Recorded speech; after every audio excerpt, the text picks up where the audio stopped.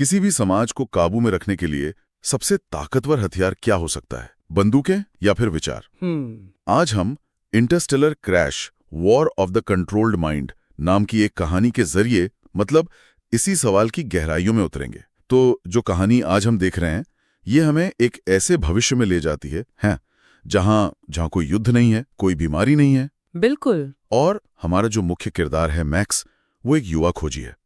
उसका स्पेसशिप एक अनजान ग्रह पर क्रैश हो जाता है, पर ये कोई आम ग्रह नहीं है। नहीं, बिल्कुल नहीं। तो चलिए इस कहानी को एक लेंस की तरह इस्तेमाल करके ये समझने की कोशिश करते हैं कि दिमागी नियंत्रण असल में काम कैसे करता है। बिल्कुल। और ये कहानी सिर्फ एक साइंस फिक्शन एडवेंचर नहीं है। नहीं, ये एक पूरी तरह से नियंत्रित समाज की एक केस स्टडी है। और ये हमें सोचने पे मजबूर करती है कि जब किसी की सच्चाई ही सरकार का बनाया हुआ एक झूठ हो तो आजादी का मतलब क्या रह जाता है। सही बात है। तो कहानी की शुरुआत होती है मैक्स के क्रैश से। वो एक रेगिस्तान में होश में आता है और जल्दी उसका सामना एक सैनिक से होता है जो एक अजीब सी भाषा बोलता है। अच्छा। मैक्स बात करने के लिए अपनी बेल्ट से एक ट्रांसलेटर डिवाइस निकालता है और सैनिक उसे हथियार समझकर तोड़ देता है। हाँ, तुरंत। मतलब बातचीत का तो कोई चांस ही नहीं। और यहीं से हमें उस समाज का पहला सुराग मिलता है। ये एक ऐसा सिस्टम है जो बाहर की किसी भी चीज से डरता है। जानकारी, भाषा, विचार, इन सब पर पाबंदी है। सही। सैनिक का पहला रिएक्शन बातचीत करना नहीं है, बल्कि कम्युनिकेशन के सोर्स को ही खत्म कर देना है।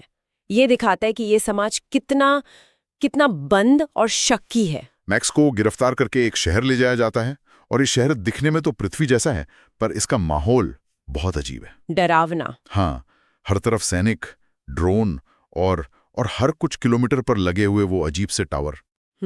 उसे एक लैब में ले जाते हैं जहां वैज्ञानिक उसके दिमाग को पढ़ने की कोशिश करते हैं। और फिर जो होता है वो सच में बहुत ही ज्यादा डरावना है। क्या होता है? 1 मिनट।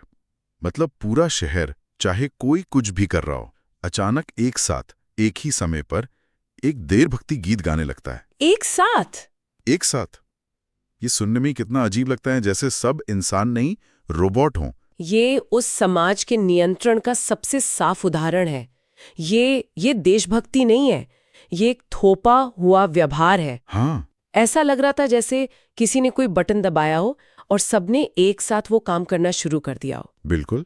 और यहीं से उन टावरों की भूमिका पर सवाल उठता है। जाहिर है कि वे सिर्फ निगरानी के लिए तो नहीं है। नहीं, वो किसी तरह का सिग्नल भेज रहे हैं जो लोगों के बर्ताव को सीधे तौर पर कंट्रोल कर रहा है। और उसी वक्त एक सैनिक को दौरा पड़ता है। वो जमीन पर तड़पने लगता है और उसे फौरन वहां से हटा दिया जाता है, जैसे वो कोई खराब मशीन हो। हाँ बिल्कुल। मैक्स को ये देखकर लगता है कि दाल में कुछ तो काला है। बिल्कुल। और ये एक बहुत जरूरी बात है। कोई भी नियंत्रण प्रणाली 100% काम नहीं करते। हमेशा कुछ लोग होते हैं जिन पर उसका असर कम होता है या जो दिमागी तौर पर उसका विरोध करते हैं। इस समाज में ऐसे लोगों को विद्रोही नहीं बल्कि बीमार माना जाता है। हाँ, खराब या बीमार। असहमति को एक दिमागी बीमारी की तरह देखा जाता है, जिसे या तो ठीक किया जाता है या फिर खत्म कर दिया जाता है। तो इसके बाद जो हुआ उसने सब कुछ बदल दिया। मैक्स को एक मेंटल हॉस्पिटल ले जाते समय पास के एक टावर में धमाका होता है। हाँ। शहर में अफरा तफरी मच जाती है और इसी हंगामे में मैक्स गाय नाम के एक सीनियर सैनिक की जान बचाता है जो मलबे के नीचे दब गया था। हाँ। और इंसानियत का ये जो छोटा सा पल है वो उस पूरी अमानवीय व्यवस्था पर भारी पड़ जाता है। सही बात है। यहाँ पहली बार उस समाज का कोई व्यक्ति मैक्स को एक एलियन या खतरे की तरह नहीं बल्कि एक इंसान की तरह देखता है जिसने उसकी जान बचाई। यहीं से विश्वास की वो पहली ईंट रखी जाती है जो आगे चलकर पूरी इमारत को गिराने वाली थी। इस घटना के बाद गाय मैक्स को अपने घर में पनाह देता है और यहीं मैक्स को उस समाज का असली चेहरा देखने को मिलता है। अच्छा। वो टीवी पर सरकारी प्रोपेगेंडा देखता है जिसमें लोगों को बताया जाता है कि वे ग्रह की सतह के नीचे रहते हैं और बाहर की दुनिया एक बंजर वीराना है। ये तो एक क्लासिक तरीका है जानकारी को कंट्रोल करने का। हाँ। अगर आप लोगों को बाहर की दुनिया के बारे में कभी कुछ बताएंगे ही नहीं तो वे कभी बाहर जाने की सोचेंगे भी नहीं। और यहाँ के जो शासक हैं वो खुद को फादर्स कहते हैं, जो बहुत दिलचस्प है। फादर्स? हाँ, ये नाम एक तरह का मनोवैज्ञानिक खेल है।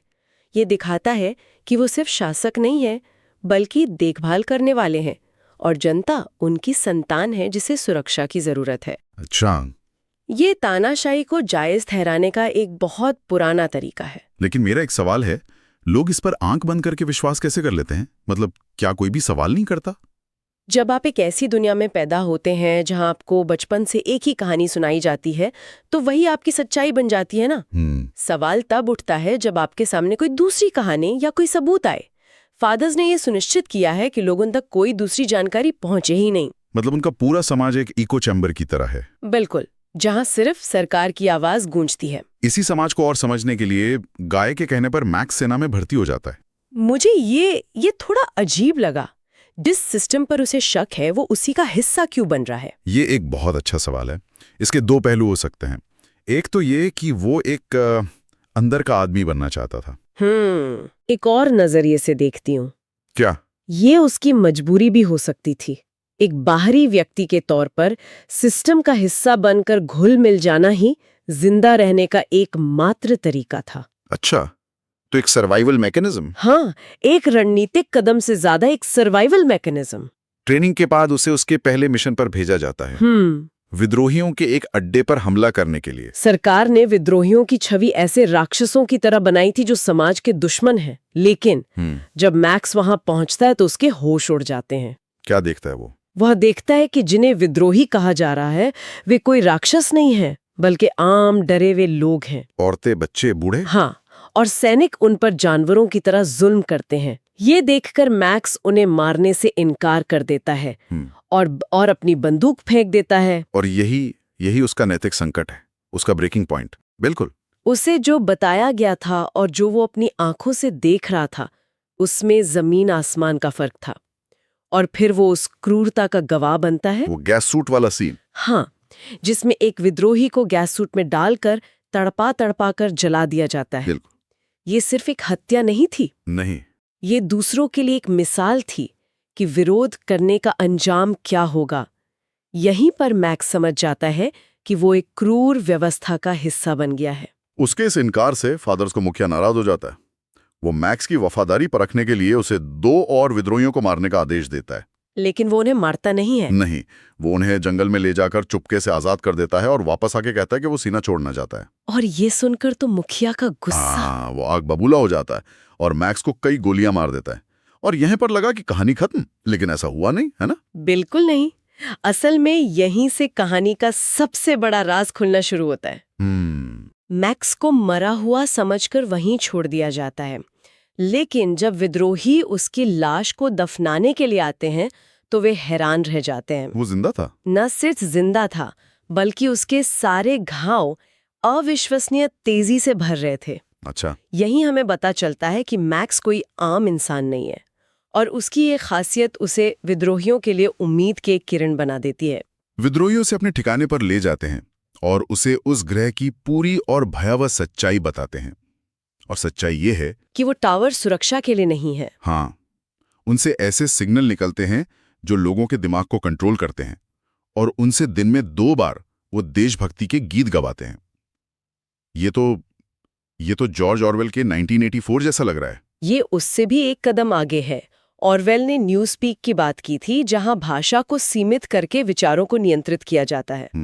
यहाँ टेक्नोलॉजी का इस्तेमाल करके सीधे भावनाओं और व्यवहार को नियंत्रित किया जा रहा है। बाप है। ये दिमागी नियंत्रण का एक बहुत ही क्रूर और व्यवस्थित तंत्र है, और जिन लोगों पर इन सिग्नलों का असर नहीं होता या जो इसका विरोध करते हैं, उन्हें दौरे पड़ने लगते हैं। अच्छा, तो वो सैनिक जिसे दौरा पड़ा था? हाँ, सरकार इन्हीं लोगों को विद्रोही का ठप्पा लगाकर खत्म कर देती है ताकि उनका राज कभी बाहर ना आए। ये सब जानने के बाद मैक्स का मकसद बिल्कुल साफ हो जाता है। वो अब सिर्फ अपनी जान नहीं बचा रहा, वो अब इस पूरी व्यवस्था को खत्म करना चाहता है। वो विद्रोहियों के साथ मिलकर एक टावर को बम से उड़ाने की योजना में मदद करता है। और ये बहुत सांकेतिक है। वो सिस्टम के प्रतीक पर हमला कर रहा है। हाँ, बिल्कुल। वो उस तकनीक को नष्ट कर रहा है जो लोगों को गुलाम बनाए हुए है। इस हमले में उनके कई साथी मारे जाते हैं, लेकिन वे एक टावर को नष्ट करने में कामयाब हो जाते हैं। और इससे शहर के एक हिस्से में लोगों पर से वो दिमागी नियंत्रण टूट जाता है। हाँ, पहली बार कुछ लोग अपनी मर्जी से सोच पाते हैं। लेकिन इसके बाद फादर्स गाय के बहन को पकड़ लेते हैं और उसे बचाने के लिए मैक्स आत्मसमर्पण कर देता है। उसे जेल में डाल दिया जाता है, पर वो वहां से भी भाग निकलता है। इस बार वो एक पुराने टैंक का इस्तेमाल करता है जो उसे जंगल में मिलता है, अच्छा। और रास्ते में उसकी मुलाकात गाय से होती है जो उसे रोकने की कोशिश करता है। गाय वो अभी भी सिस्टम के प्रति वफादार है। और ये दिखाता है कि दिमागी गुलामी को तोड़ना कितना कितना मुश्किल है। सही बात है। गाय ने अपनी आंखों से सिस्टम की क्रूरता देखी है, लेकिन फिर भी वो उसके बनाए गए झूठ से बाहर नहीं निकल पा रहा। उसके लिए शहर की वो झूठी सुरक्षा बाहर की अनिश्चित आजादी से बेहतर है। लेकिन मैक्स उसकी एक नहीं सुनता। वो गाय को भी जबरदस्ती अपने साथ टैंक में खींच लेता है और शहर के मेन गेट को तोड़कर बाहर निकल जाता है, जो अपने आप में एक बहुत बड़ा सांकेतिक काम है। तो इस सब का क्या मतलब निकलता है? कहानी का अंत यहाँ होता है कि मैक्स अपने दोस्त गाय के साथ उस नियंत्रित शहर से बाहर निकल रहा है और उसे एक नई और बेहतर जिंदगी दिखाने का वादा कर रहा है। ये खुला अंत है जो जवाबों से ज्यादा सवाल छोड़ जाता है। क्या वे सच में आजाद हो गए हैं? मैक्स ने गाय को शारीरिक रूप से तो आजाद कर लिया है, लेकिन क्या वो उसे दिमागी तौर पर आजाद कर पाएगा? ये बड़ा सवाल है। गाय उस दुनिया से बाहर आ गया है जिसे वो अपनी पूरी जिंदगी से सच मानता था। उसका तो पूरा विश्वास टूट चुका है। ये कहानी हमें इस बात पर भी सोचने पर मजबूर करती है कि अगर किसी समाज की पूरी सच्चाई ही एक सोचा समझा झूठ हो, तो उस समाज का आधार क्या है? कुछ भी नहीं। लोग जिस देश, जिस सरकार और जिन फादर्स के प्रति वफादार हैं, वो सब एक धोखे पे टिका है। बिल्कुल। ये कहानी दिखाती है कि कैसे एक बाहरी व्यक्ति एक सवाल या एक अलग नजरिया एक बंद और दमनकारी व्यवस्था की नींव हिला सकता है। और ये हमारे लिए एक बहुत ही प्रासंगिक विचार छोड़ जाता है। इस कहानी में नियंत्रण का जरिया वो टावर से निकलने वाले सिग्नल थे जो बहुत साफ दिखाई देते हैं। हाँ। लेकिन क्या हो अगर नियंत्रण का जरिया इतना साफ न हो? मतलब आज की दुनिया में दिमागी नियंत्रण के लिए टावरों की जरूरत नहीं है। हमारे social media feed, news algorithm, online echo chamber, हाँ, वो भी तो यही काम कर रहे हैं। वे हमें खास तरह की जानकारी दिखाते हैं, हमारी सोच को एक दिशा देते हैं और हमें ये महसूस कराते हैं कि हमारी राय हमारी अपनी है, जबकि अक्सर वो हमें परोसी गई होती है। बिल्कुल सही बात है। तो आखिर में सवाल ये नहीं है कि हम एक आरामदायक झूठ में जी रहे हैं या एक मुश्किल सच में, बल्कि सवाल ये है कि क्या हमें इन दोनों के बीच का फर्क भी पता है? और अगर हमें पता चल जाए तो क्या हम में गाय की तरह उस आरामदायक झूठ में बने रहने की इच्छा होगी या मैक्स की तरह उस मुश्किल सच को अपनाने की हिम्मत होगी? यही सवाल ये कहानी हमारे लिए छोड़ जाती है।